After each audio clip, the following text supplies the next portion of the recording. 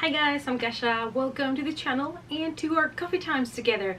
Today I thought, since I talked to you about old books that I would like to see adapted, how about those that I wish would have never been adapted? So I'm here to give you all the tea on those books that were adapted and whose movies I hated. It's coffee time! Let's start with one of the books that I absolutely adored and I would like to reread at some point, and that is Inkheart by Cornelia Funk. And this book was turned into a movie in 2008 and I was so excited to watch this movie. So excited. And it has been one of the movies where I have cursed the most and I have been the most frustrated in my life. So you can imagine.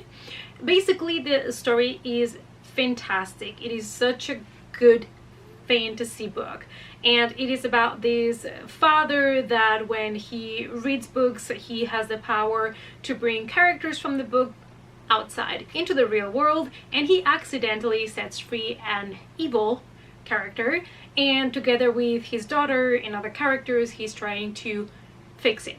And this trilogy was fantastic. It's one of my favorite ones that I read years ago and I would like to reread. When I watched the movie though, where do we start? There is not much that the movie has in common with the book. And the movie was such a mess. The characters were horrible developed, the story was boring, and I hated all the changes. It was just, I was watching the movie and I was just cursing. It was so not enjoyable, and the movie was a total flop, go figures, and they never did the other parts of the trilogy, so book 2 and 3 were never adapted. So this one is one that, in a way I kind of wish that someone will come still in the future and retake this trilogy and make it justice. Now let's talk about one that hurt me the most, the deepest, deep in my heart, and that is Miss Peregrine's School for Peculiar Children by Ransom Riggs. And this one really hit me hard because the director of the movie from 2016 is Tim Burton, and I love Tim Burton. However, I am never ever forgiving him for this. And the worst part is that actually Ransom Riggs, I think, was involved into creating this movie. I think one of my biggest issues with this movie is that instead of taking the original trilogy and making one movie per book, they just tried to push the 3 books into one movie, deleted most of the good stuff. They exchanged the children's powers for convenience and love interest convenience, which yikes, and they changed the kids' ages. Like, it was just such a mess.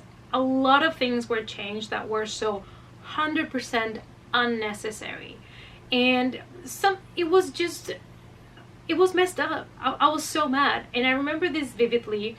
I was in Birmingham.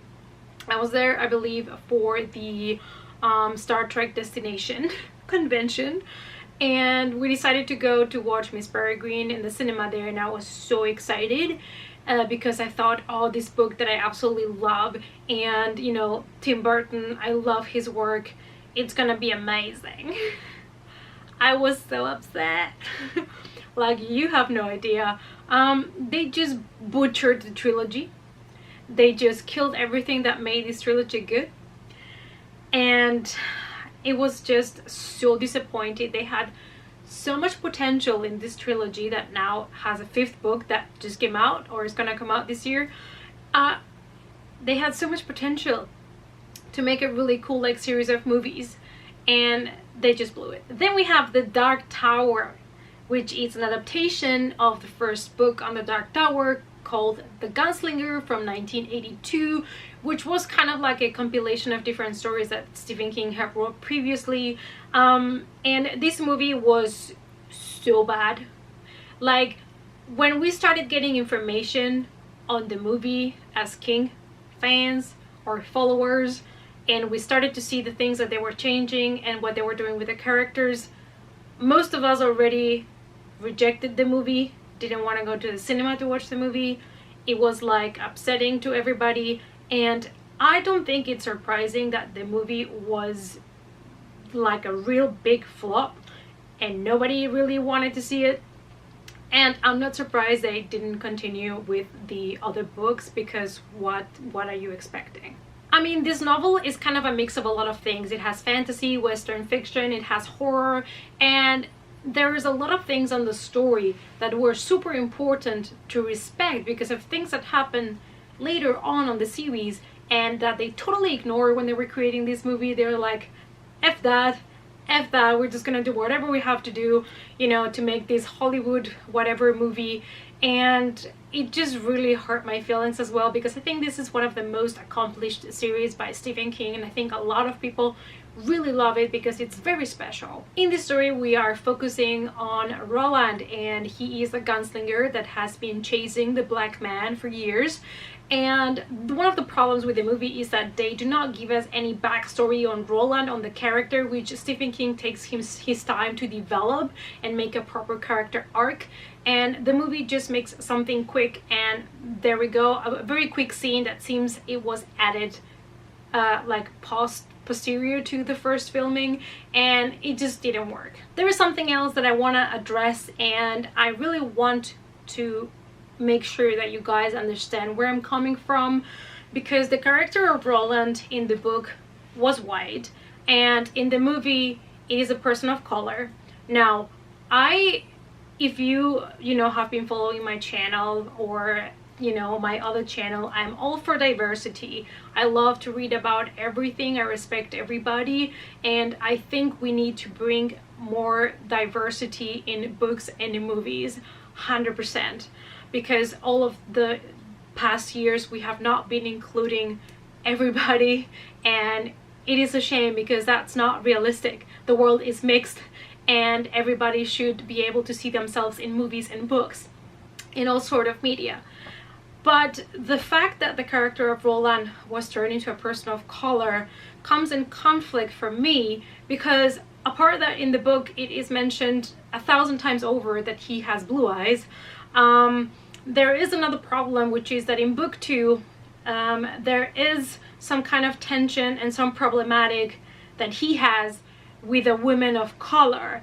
And this kind of race situation, racism and everything that it's being explored in the book is completely lost if Roland is a person of color. So that's why I didn't understand why they did that. And I have nothing against the actor or that he's a person of color. It's just that this specific character needs to enter later on in conflict with people of color, and it has a reason. And if he, you know, is black, then it doesn't make sense. Which I know it's not like a huge deal or anything, but for somebody, you know, that has read the series and is familiar with the story, it's kind of, you know, for me it just doesn't make sense to see this character like this. And I hope that this is not coming out the wrong way. It's just my own personal opinion. I hope you guys understand my point of view and are not getting this the wrong way. Next we have Paper Towns by John Green that got a movie adaptation in 2015. Now the book Paper Towns is about this teenager that is obsessed with his neighbor Margot, and one day she disappears and she leaves kind of traces, and he starts to follow her and embarks in this kind of road trip with some friends to try to find her. However, in the movie everything is more like teenage party, fun, road trip, let's go get Margot for prom. Well, in the book they're actually scared that she's gonna hurt herself and that she's gonna commit suicide or something's gonna happen, and they are really rushing to try to find her to save her. So all of this, you know, intense drama and kind of like deeper meaning is completely lost in the movie, which is just a teenage kind of comedy thing, and it loses completely the purpose of the book. Moving on with Ready Player One by Ernest Cline, and this is a dystopian book in which we are in 2045 and we are following the character of Wade, and he's a teenager. And in this world, people are very poor, have very scarce resources, and they connect to this virtual reality called Oasis, in which they can go to school, and they can be somebody else. They can create an avatar, and the creator of Oasis is very, very rich. And so when he dies, he doesn't leave his empire to somebody. He kind of creates this Easter egg game in which he allows everybody to participate, and whoever collects all the keys will basically have access to all his money and his empire. And so Wade decides to start the hunt for these keys. And this is one of my favorite books. It has become one of my favorite ones because I grew up being a gamer, and everything in this book was just so good. There were so many references to pop culture, to games, to the 80s, and I was just living for it. And when the movie came, and you know, I know Steven Spielberg was involved in the movie, and I was, you know, kind of getting my hopes up, but then when I watched it again, you know, it's amazing. It looks amazing and everything is fantastic, and if you watch this movie without having read the book, you're gonna give it 10 out of 10 because it is fantastic. However, there were many things that were changed that didn't make sense for me, specifically when it comes to the challenges that they have to go through in order to get to the keys. Especially the one that really hurt me the most was the first one, which in the book you are basically traveling to this little planet where there is these kind of Dungeons and Dragons recreation of a maze, and they have to go through that in order to get the first key. And it was just so enjoyable, and it was so much fun. I really, really loved that first challenge. And in the movie they are just like, oh, let's make a kart racing. Hi, how are ya? And I did not like it at all. It's like, let's just make something big for the action, for the Hollywood, you know what I mean? And it kind of lost the purity of that Dungeons and Dragons kind of maze. And you know, it had all of these little traps that you find like in sort of like an Indiana Jones movie, and it was just so good. And then you just replace it by a car race, and I was like, so, you know, there's a lot of things that bother me when it comes to that, but I still did enjoy the movie. It's just, I wish you would have respected a little bit more the book. The last one that I would like to talk to you about is actually a book series that I read last year and absolutely loved, and that is Cirque du Freak. So Darren and his friends kind of get tickets to this very special freak show that comes to town, and they go and see it, and Darren is so in love with it that after the show finishes abruptly decides to stay to see if he can talk to somebody and see some of those freaks. But by staying, he ends up making a promise that is going to change his life forever. And in the books, he's nearly the whole time kind of fighting death and trying to get away from it. And I don't know, the movie that they tried to do was also, again, nothing like the books.